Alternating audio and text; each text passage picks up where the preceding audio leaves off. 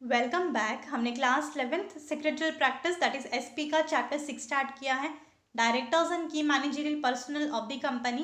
पिछले वीडियो में इस चैप्टर का हमने कंपनी सेक्रेटरी का liabilities, rights, role of company secretary में हमने 3 रोल स्टडी किए कंपनी सेक्रेटरी के, as a statutory officer, as a coordinator and as a administrative officer.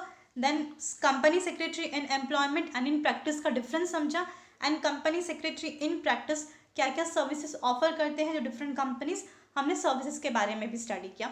ये सारे टॉपिक्स डिटेल में हमने पिछले वीडियो में कवर अप कर लिए थे। इस वीडियो में हम सेक्रेटरियल स्टैंडर्ड्स ये पर्टिकुलर टॉपिक स्टार्ट करेंगे। सो टॉपिक स्टार्ट करते हैं। Let's see what are secretarial standards, short में एसएसबी कहा जाता है। मीनिंग देख लेते हैं, सबसे पहले मीनिंग समझते हैं। The secretarial standards are formulated by the Institute of Company Secretaries of India (ICSI) and approved by central government through the Ministry of Corporate Affairs. तो secretarial standards बनाया गया है, formulate किया गया है by Institute of Company Secretaries of India that is ICSI द्वारा secretarial standards बनाया गया है, जो कि approve किया है by central government through the Ministry of Corporate Affairs. The Companies Act 2013 makes compliance with the Secretarial Standard 1 and 2 mandatory. तो Secretarial Standard 1 and 2 जो बनाया है by ICSI, ये हर एक कंपनी को फॉलो करना है, दैट इज कंपल्सरीली फॉलो करना है according to companies act 2013. The Secretarial Standards are developed to standardize different practices. तो Secretarial Standards डेवलप किया गया है, बनाया ही गया है इसलिए सो दैट हर एक कंपनी जो है वो एक स्टैंडर्ड फॉलो करे, एक प्रॉपर रूल जो है, एक लॉ है वो फॉलो करे, सो दैट उसका एक स्टैंडर्ड, हर एक कंपनी का अपना अपना एक स्टैंडर्ड जो है वो मेंटेन हो सके। ऑलराइट, क्योंकि हर एक कंपनी अलग अलग अपने अपने तरीक़ों से काम करती है, बट उनका एक स्टैंडर्ड होना चाहिए, एक रूल फॉलो करना चाहिए, इसीलिए सेक्रेटरियल स्टैंडर्ड्स बनाया गया है, डेवलप किया गया है। Next is the need and impact of adoption of secretarial standards.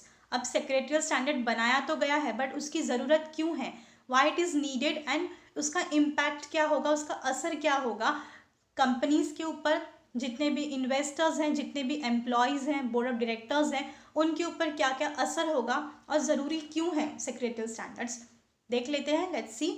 Companies follow diverse practices based on of different business culture and varied usages over a period of time.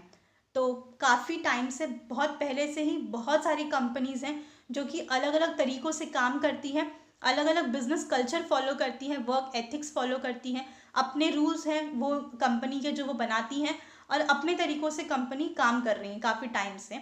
The secretarial standards aim at achieving, integrating, harmonising and standardising fine corporate governance practice across all the companies. So इसीलिए secretarial standard जो है वो बनाया गया है, so that उसका M, उसका लक्ष्य ही क्या है, इंटीग्रेटिंग मतलब मिलजुल के एक साथ में काम करना, हार्मोनाइजिंग मतलब तालमेल के साथ में बिठा के काम करना, जितने भी कंपनीज हैं, कंपनी में जितने एम्प्लॉयज हैं, सब मिल के एक दूसरे के साथ में काम करें और एक स्टैंडर्ड जो है वो फॉलो करें, जिसकी वजह से जितना भी कॉरपोरेट गवर्नेंस है, मतलब जो भी लॉ बनाया गया है कंपनी का, वो सारा का सारा लॉ हर एक कंपनी को फॉलो करना ही पड़ेगा, एक प्रॉपर स्टैंडर्ड फिक्स होगा, तो हर एक कंपनी जो है एक तरीके से एक प्रॉपर स्टैंडर्ड के हिसाब से काम करेगी। It leads to provide better monitoring of compliance of law, जिसके वजह से क्या होगा, प्रॉपर मॉनिटरिंग होगा, मतलब हर एक कंपनी लॉ को ठीक तरीके से फॉलो कर रही है कि नहीं, ये चेक करने के लिए ईजी होगा थ्रू सेक्रेटरियल स्टैंडर्ड्स। अगर सेक्रेटरियल स्टैंडर्ड्स जो हैं वो कंपनी फॉलो करेगी तो इसका मतलब वो लॉ भी प्रॉपरली फॉलो कर रही हैं, चेक करने में ईजी हो जाएगा। Strengthening the process of board, मतलब बोर्ड ऑफ डायरेक्टर्स जो है उनका प्रोसेसिंग, उसका काम करना भी मजबूत हो जाएगा, स्ट्रेंथनिंग हो जाएगा, and create confidence in investors. और जितने भी इन्वेस्टर्स हैं, जितने भी शेयर होल्डर्स हैं, या फिर जितने भी डिबेंचर होल्डर्स हैं, जो भी पर्टिकुलर इंडिविजुअल जो कंपनी में इन्वेस्ट करते हैं, उनका कॉन्फिडेंस और ज़्यादा बढ़ जाएगा कंपनी के अंदर। The ICSI institute constitute secretarial standard board in year 2000। तो ICSI ने सेक्रेटरियल स्टैंडर्ड बोर्ड 2000 में बनाया था, जिसके अंदर बहुत सारे अलग अलग इंस्टीट्यूट्स जो हैं वो इंक्लूड किए गए हैं, जैसे कि institute of chartered accountant of India that is ICSI, then institute of cost and work accountant of India that is ICWA, and different industrial associations, और भी काफ़ी इंडस्ट्रियल एसोसिएशंस हैं जो कि सेक्रेटरियल स्टैंडर्ड्स बोर्ड SSB में include किए गए हैं। यहाँ पे नीचे फुल फॉर्म गिवन है, federation of Indian chamber of commerce and industry, then confederation of India industries, associated chamber of commerce and industries of India. ये सारे डिफरेंट एसोसिएशंस हैं, इंस्टीट्यूशंस हैं जो कि सेक्रेटरियल स्टैंडर्ड बोर्ड्स के अंदर इंक्लूड किए गए हैं, जो कि ICSI द्वारा बनाया गया है। Alright, there is an elaborate procedure followed while formulating this SS on a subject. Next is, it is noteworthy that SSB and its statutory recognition and implementation is unique to India. तो ये जो SSB है, secretarial standard board, ये जब बनाया गया है तो इसको अपना एक अलग से पहचान मिली है, और इसका इम्प्लीमेंटेशन दैट इज इसका जो यूज़ है कंपनीज के ऊपर, ये एक यूनिक फीचर है इंडियन कंपनीज के लिए। Alright, it is a quantum leap toward standardization of diverse secretarial practice existing in the corporate sector. तो कॉर्पोरेट सेक्टर मतलब जितनी भी कंपनीज हैं वो अपना अपना अलग अलग business practices, business culture, work ethics follow करती थी। तो सेक्रेटरियल स्टैंडर्ड्स के बनाने की वजह से, आने की वजह से एक स्टैंडर्डाइजेशन, हर एक कंपनी का एक स्टैंडर्ड जो है वो फिक्स हो गया, दैट इज उनको अपना एक प्रॉपर लॉ जो है वो फॉलो करना पड़ रहा है। ऑलराइट, तो ये क्या है, it is very important for the every particular company, every corporate sector to follow these secretarial standards. SS is to be reviewed by SSB once in a year or whenever there is substantial change in the law whichever is earlier. तो SS that is secretarial standards जो है वो हर बार review होता है by SSB that is secretarial standard board द्वारा secretarial standards review होता है, check होता है once in a year, साल में एक बार। या तो फिर अगर कुछ चेंज होगा, कभी भी कोई लॉ जो बनाया गया है, कोई रूल है, जो कानून है, उसमें अगर कभी भी कुछ चेंज आता है, कंपनीज रिलेटेड जो भी लॉ होता है, कोई रूल होता है, उसमें अगर कुछ चेंज होता है, मेजर चेंज हो या फिर जो नॉर्मल चेंज हो, अगर कुछ चेंज होता है उस वक्त भी SSB क्या करती है, सेक्रेटरियल स्टैंडर्ड्स को रिव्यू करती हैं, उन्हें फिर से चेकअप करती हैं। ऑलराइट, सो कोई भी पर्टिकुलर चेंज दैट इज या तो साल में एक बार, या तो फिर अगर कोई चेंज जो भी पहले होता है उसके हिसाब से SSB जो है वो सेक्रेटरियल स्टैंडर्ड्स को रिव्यू करती है। The scope of secretarial standards, ICSI has issued total 10 secretarial standards as stated below. तो टोटल 10 सेक्रेटरियल स्टैंडर्ड्स हैं जो कि ICSI द्वारा इशू किया गया है, बनाए गए हैं। Let's C, first is S1 that is secretarial standard 1। Secretarial standard 1 क्या है, on meeting of the board of directors, तो बोर्ड ऑफ डायरेक्टर्स की मीटिंग से रिलेटेड है S1। S2 secretarial standards on general meeting that is share holders की जो होती है मीटिंग, उसके ऊपर S2 है। S3 secretarial standards on dividend, कितना डिविडेंड देना है, जितना उन्होंने इन्वेस्ट किया है शेयर्स के ऊपर कितना डिविडेंड देना चाहिए शेयर होल्डर्स को, ये उसके ऊपर है S3। S4 secretarial standards on registers and records, जितने भी रिकॉर्ड्स हम बनाते हैं, रजिस्टर्स मेंटेन करते हैं, जो भी रिकॉर्ड्स हैं मीटिंग्स का, वो सारी चीज़ें related to secretarial standard 4 S4 के ऊपर है। S5 में क्या है, secretarial standards on minutes, meeting के जो भी मिनट्स हैं उससे रिलेटेड सारी चीज़ें S5 में है। S6 क्या है, secretarial standards on transmission of shares and debentures that is by the death, जब भी डेथ होती है किसी पर्टिकुलर शेयर होल्डर की तो ऑटोमेटिकली जो ट्रांसफ़र होता है शेयर्स थ्रू दी लॉ, तो वो उसके अकॉर्डिंग सेक्रेटरियल स्टैंडर्ड्स जो हैं S6 के अंदर ये सारी चीज़ें गिवन है। S7 में क्या है, secretarial standard on passing resolution by circulation, that is कोई रिजोल्यूशन, कोई डिसीजन अगर लेते हैं तो उसके ऊपर सेक्रेटरियल स्टैंडर्ड 7 गिवन है। S8 में क्या है, secretarial standards on affixing common seal, that is company जो स्टैम्प यूज़ करती हैं, लगाती हैं कॉमन सील, उसके ऊपर S8 गिवन है। S9 के अंदर क्या है, secretarial standards of forfeitures of shares जब कंपनी खुद कैंसिल करती है, फॉरफिट करती है किसी शेयर होल्डर का, अगर उन्होंने पेमेंट नहीं की है शेयर्स की, तो इससे रिलेटेड सेक्रेटरियल स्टैंडर्ड्स गिवन है, दैट इज S9 में सारी चीज़ें गिवन है। एंड S10 क्या है, secretarial standards on boards report, तो बोर्ड का जो रिपोर्ट है, बोर्ड ऑफ डायरेक्टर्स के जो भी रिपोर्ट्स बनती हैं उसका जो भी इंफॉर्मेशन है या जो भी पर्टिकुलर लॉ है वो S10 में गिवन है। ऑलराइट, एग्जम्पशन यहाँ पे गिवन है, 2 पॉइंट्स हैं from SS that is secretarial standard. सबसे first is SS1 and SS2 not applicable to OPC as it has only a single director on its board. तो SS that is secretarial standard 1 related to meeting of board of directors, and secretarial standard 2 that is secretarial standards on general meeting जो कि share holders की होती है, ये one person company को ये दोनों स्टैंडर्ड्स जो हैं secretary standard 1 and secretary standard 2 दोनों भी स्टैंडर्ड्स वन पर्सन कंपनी को अप्लीकेबल नहीं है, क्योंकि यहाँ पे सिर्फ सिंगल डायरेक्टर होता है। वन पर्सन कंपनी है तो एक ही डायरेक्टर होगा, इसीलिए यहाँ पे बोर्ड मीटिंग का और जनरल मीटिंग का जो भी स्टैंडर्ड है वो अप्लाई नहीं करता।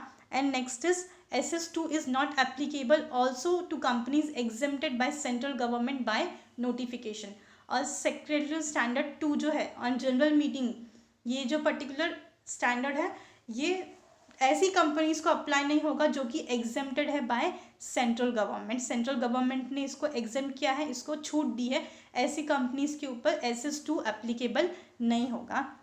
Alright, next is secretarial audit under section 204। तो सेक्रेटरियल ऑडिट क्या है देख लेते हैं, लेट्स सी मीनिंग देखते हैं, सबसे पहले समझते हैं। It is an audit, audit का मतलब चेक करना। Alright, scrutinize to check, audit means to check करना या तो फिर स्क्रूटिनी, स्क्रूटिनी का मतलब भी होता है चेक करना। तो this is an audit which checks the compliance of various legislation including companies act and other corporate and economic law applicable to the companies. तो ये क्या है सेक्रेटरी ऑडिट, ये चेक करता है, रिव्यू करता है कि जितनी भी कंपनीज एक्ट है, दैट इज कंपनी का जितना भी रूल है, जितने रेगुलेशंस हैं, प्रोविजंस हैं रिलेटेड टू कंपनीज या तो फिर बाकी कोई भी कॉरपोरेट होगा या फिर इकोनॉमिक लॉ जितने भी हैं जो कि कंपनी को अप्लीकेबल है, दैट इज कंपनी के ऊपर जितने भी लॉज जितने भी रूल्स अप्लाई करते हैं वो सारे के सारे रूल्स और लॉ जो है वो प्रॉपरली अप्लाई हो रहे हैं कि नहीं, यूज़ कर रहे हैं कि नहीं कंपनी, ये चेक करने का काम होता है सेक्रेटरियल ऑडिट का। Alright, next is importance. अब इसका इम्पॉर्टेंस क्या है, why it is important to review and check. First is it is a mechanism to monitor compliance requirement. मतलब ये क्या है, एक मैकेनिज्म है जो कि मॉनिटर करता है, चेक करता है कि properly rules and regulation follow हो रहे हैं कि नहीं कंपनी के द्वारा। Next is it aims and detecting errors mistakes in compliance mechanism.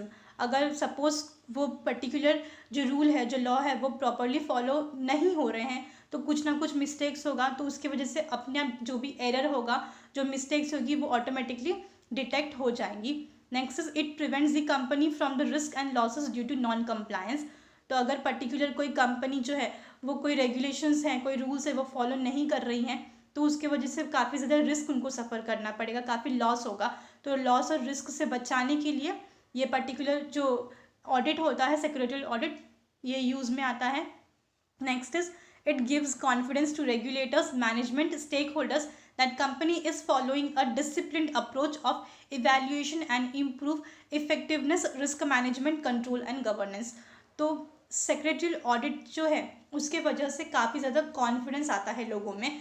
Regulators जो कंपनी के अंदर हैं, जितने मैनेजमेंट है, जितने भी स्टेक होल्डर्स हैं, शेयर होल्डर्स, डिबेंचर होल्डर्स या जितने भी टाइप के शेयर होल्डर्स हैं जिन्होंने कंपनी में इन्वेस्ट किया है, शेयर्स परचेज किया है किसी भी तरीके का, उनके अंदर एक कॉन्फिडेंस आता है रिलेटेड टू कंपनी की। कंपनी प्रॉपरली अच्छी तरीके से हर एक रूल को, हर एक लॉ को फॉलो कर रही है, properly time to time evaluate कर रही है, मतलब चेक कर रही है, उसका जो इफेक्टिवनेस है प्रॉपरली इम्प्रूव हो रही है, risk management, control and governance हर एक चीज़ें फॉलो कर रही है। कुछ गलत हो रहा है तो उसको सही कर रही है, जो रूल है वो प्रॉपरली अप्लाई कर रही है। Alright, so it is very important for secretarial audit जो है इसीलिए इम्पॉर्टेंट है। Next is applicability of secretarial audit. तो सेक्रेटरियल ऑडिट जो है वो कौन से कंपनीज के ऊपर अप्लाई करता है under section 204 subsection 1। Let's see कौन कौन से कंपनीज के ऊपर सेक्रेटरियल ऑडिट एप्लीकेबल है। First is every listed company, हर एक लिस्टेड कंपनी जो कि स्टॉक एक्सचेंज पे रजिस्टर की गई है या जिस भी कंपनी का नाम स्टॉक एक्सचेंज पे रजिस्टर किया गया है, हर एक कंपनी को सेक्रेटरियल ऑडिट करवाना ज़रूरी है। Next is every public company with paid up share capital of ₹50 crore और मोर, या तो फिर हर एक पब्लिक कंपनी जिसका paid up share capital 50 crore या तो 50 करोड़ से ज़्यादा है, उन्हें सेक्रेटरियल ऑडिट करवाना पड़ेगा। Next is every public company with a turnover of ₹250 crore और मोर, या तो फिर हर वो पब्लिक कंपनी जिसका टर्नओवर, जिसका जो सेल्स है वो 250 करोड़ होगा या तो 250 करोड़ से ज़्यादा होगा, उन्हें सेक्रेटरियल ऑडिट करवाना कंपलसरी है, ज़रूरी है। And next is every private company which is a subsidiary of public company, या तो हर वो प्राइवेट कंपनी जो पब्लिक कंपनी की सब्सिडरी है, दैट इज़ पब्लिक कंपनी जो है वो किसी प्राइवेट कंपनी का उन्होंने 50% से ज़्यादा शेयर जो है वो परचेज किया है, तो उस प्राइवेट कंपनी के ऊपर ज़्यादा से ज़्यादा कंट्रोल जो होता है वो पब्लिक कंपनी का होता है। तो ऐसी प्राइवेट कंपनी जो है जो कि पब्लिक कंपनी की सब्सिडरी है उन्हें भी सेक्रेटरियल ऑडिट करवाना पड़ेगा। Alright, next is appointment of secretarial auditor. अब सेक्रेटरियल ऑडिटर जो है उनका अपॉइंटमेंट भी होगा, करवाना पड़ेगा। तो कौन करेगा? Only member of ICSI holding certificate of practice can conduct secretarial audit and furnish the secretarial audit report. तो खाली कौन पर्टिकुलर इंडिविजुअल या फिर कौन सा पर्टिकुलर मेंबर कर सकता है secretarial audit? Only a member of ICSI। जो ICSI institute of company secretary of India का मेंबर है और जिनके पास सर्टिफिकेट ऑफ प्रैक्टिस है, सिर्फ वही सेक्रेटरियल ऑडिट कर सकता है और सेक्रेटरियल ऑडिट रिपोर्ट बना सकता है। Next is this appointment is made by the board of directors eight their meeting by passing a board resolution. और अपॉइंटमेंट कौन करेगा सेक्रेटरियल ऑडिटर का? Obviously board of directors he appointment करेंगे bye meeting, मतलब board of directors एक meeting conduct करेंगे, उसमें वो सेक्रेटरियल ऑडिटर का अपॉइंटमेंट करेंगे by passing a board resolution. Decision लेंगे, रिजोल्यूशन पास करेंगे एंड अपॉइंट करेंगे सेक्रेटरियल ऑडिटर को। This appointment should be preferably made in the beginning of the financial year, thus to make possible checking of the compliance on a continuous basis. Mostly secretarial auditors जो हैं उनका appointment जो है उन्हें company में कब appoint किया जाता है? मोस्टली फाइनेंशियल ईयर जब स्टार्ट होता है उसके स्टार्टिंग में ही सेक्रेटरियल ऑडिटर का अपॉइंटमेंट होता है, सो दैट वो प्रॉपरली कंपनी जो है उनका प्रॉपरली जो भी पूरा फाइनेंशियल पोजीशन है वो चेक करके प्रॉपरली काम कर सके और ऑडिट रिपोर्ट बना सकें। Next is the secretarial audit report should be in prescribed format. तो जो सेक्रेटरियल ऑडिट रिपोर्ट है जो कि सेक्रेटरियल ऑडिटर द्वारा बनाया जाता है उसका भी एक फॉर्मेट है, उसी पर्टिकुलर फॉर्मेट के अंदर ही सेक्रेटरियल ऑडिट रिपोर्ट बनाना ज़रूरी है, namely form number MR3 and to be annexed with the board's report. Alright, तो इसी पर्टिकुलर फॉर्मेट में जो गिवन है MR3 में form number MR3 and to be annexed with the board's report, इसी पर्टिकुलर फॉर्मेट के अंदर जो प्रिस्क्राइब किया गया है वैसे ही सेक्रेटरियल ऑडिटर्स को ऑडिट रिपोर्ट बनानी पड़ेगी। Next is the chief financial officer, that is chief finance officer भी हम कहते हैं CFO। तो let us see what is who is chief financial officer. Meaning CFO, chief financial officer, is the officer of a company who is responsible for company's finance। तो chief financial officer कौन है? ये एक ऐसा officer है जो कि company के सारे फाइनेंस के लिए रिस्पॉन्सिबल है, मतलब कंपनी में जितनी भी पैसे हैं, पैसों का मैनेजमेंट, पैसों की देखभाल करने का काम, रिस्पॉन्सिबिलिटी का जिम्मेदारी होता है चीफ फाइनेंशियल ऑफिसर। मोस्टली पैसों से रिलेटेड जितना भी काम है वो चीफ फाइनेंशियल ऑफिसर की जिम्मेदारी होती है। First is this extends to financial planning, management, financial risk, record keeping and financial report. तो ऑब्वियस है फाइनेंस रिलेटेड है, पैसों से रिलेटेड है, तो पैसों से रिलेटेड जितनी भी काम होंगी वो चीफ फाइनेंशियल ऑफिसर ही करेंगे, चाहे वो फाइनेंशियल प्लानिंग हो, पैसों का मैनेजमेंट हो, यूज़ का हो, पैसे किस तरीके से यूज़ करने हो, उन्हें कहाँ पे इन्वेस्ट करना है, कहाँ पे अप्लाई करना है, उसका रिस्क कितना होगा, कहाँ पे रिकॉर्ड है तो प्रॉपरली रिकॉर्ड जो है वो बना के रखना, फाइनेंशियल रिपोर्ट जो है वो बनाना, ये सारा काम चीफ फाइनेंशियल ऑफिसर का होता है। CFO helps in analysing and recognising company strength and weakness. तो CFO क्या है? वो हेल्प करते हैं एनालाइज करने में, दैट इज स्टडी करने में हेल्प करते हैं कि कंपनी की स्ट्रेंथ क्या है और कंपनी का वीकनेस क्या है, कौन सा पॉइंट है कंपनी का जो सबसे ज़्यादा स्ट्रांग है, कहाँ पे पैसे इन्वेस्ट करेंगे तो प्रॉफिट होगी और कहाँ पे पैसे इन्वेस्ट नहीं करने चाहिए, वीकनेस क्या है। तो ये एनालाइज करने का काम, स्टडी करने का काम CFO का होता है। Then next is this leads to take timely corrective actions with respect to finance of the company. Obviously है, अगर वो एनालाइज कर लेंगे, स्टडी कर लेंगे कि कंपनी का स्ट्रेंथ क्या है, कंपनी की वीकनेसेस क्या है, तो करेक्ट टाइम पे वो प्रॉपरली करेक्टिव एक्शंस ले सकते हैं, डिसीजंस ले सकते हैं related to finance of the company की कहाँ पे पैसे इन्वेस्ट करने हैं और कहाँ पे नहीं करने हैं। Next is the CFO is responsible for presenting and reporting accurate and timely financial information of the company. तो कंपनी का जो भी फाइनेंशियल इन्फॉर्मेशन है वो टाइम पे प्रेजेंट करने की जिम्मेदारी और रिपोर्ट बनाने की जिम्मेदारी, वो भी एक्यूरेट, एकदम प्रॉपर, करेक्ट और टाइम पे बनाने की जिम्मेदारी CFO की होती है। Inputs by the CFO makes the basis of the board reports. तो मोस्टली जो भी बोर्ड रिपोर्ट बनाते हैं, बोर्ड ऑफ डायरेक्टर्स की जो रिपोर्ट होती है वो मोस्टली CFO के रिपोर्ट के बेसिस के ऊपर बनती हैं। CFO is appointed as a regular employee in the rolls of the company और may be on contractual basis for a certain period of time. Mostly जो CFO होते हैं वो कंपनी में एज अ एम्प्लॉय अपॉइंट किए जाते हैं, या तो फिर उन्हें कॉन्ट्रैक्ट बेसिस के ऊपर भी अपॉइंट किया जाता है एक पर्टिकुलर टाइम पीरियड के लिए। Next CFO need not be director of a company. Obvious है कि CFO कंपनी के एम्प्लॉय के तरीके से काम करते हैं, या तो फिर कॉन्ट्रैक्ट बेसिस पे उन्हें अपॉइंट किया जाता है एक पर्टिकुलर टाइम पीरियड के लिए, तो उनका कंपनी का डायरेक्टर होना ज़रूरी नहीं है। CFO is compulsorily required to sign audited financial statements of the company. Obvious है कि वो फाइनेंस ऑफिसर हैं, तो कंपनी का जितना भी फाइनेंशियल स्टेटमेंट होगा, that is audited financial statement, जो कि चेक किया हुआ, ऑडिट करना मतलब चेक करना, तो जो भी ऑडिटेड फाइनेंशियल स्टेटमेंट होता है कंपनी का, उसके ऊपर कंपल्सरीली CFO की सिग्नेचर होनी ज़रूरी है। ऑलराइट, सो ये था CFO chief financial officer. Total 8 points थे, सिंपल है, 1 सेंटेंसेस का है, ईजी है समझने के लिए। ऑलराइट, तो यहाँ पे हमारा जो चैप्टर था that is chapter 6 directors and key managerial personnel of the company, यहाँ पे ये चैप्टर कंप्लीट होता है। ऑलराइट, सो आई होप आपको पूरा का पूरा जो चैप्टर था वो समझ में आया होगा। चैप्टर थोड़ा सा लेंदी था बट इतना ज़्यादा डिफ़िकल्ट नहीं है समझने के लिए। आई होप आपको पूरा का पूरा जो चैप्टर था वो समझ में आया होगा। चैप्टर अलग अलग डिफरेंट पार्ट्स में चैनल पे अवेलेबल है, आप चैनल पे जाकर अलग अलग पार्ट्स जो हैं, टोटल 8 पार्ट्स में चैप्टर अवेलेबल है, आप जाकर देखकर समझ सकते हैं। ऑलराइट, सो आई होप आपको पूरा का पूरा चैप्टर समझ में आया होगा एंड ये जो वीडियो था, इस पर्टिकुलर वीडियो का जो पूरा का पूरा टॉपिक था वो समझा होगा। So thank you for your time.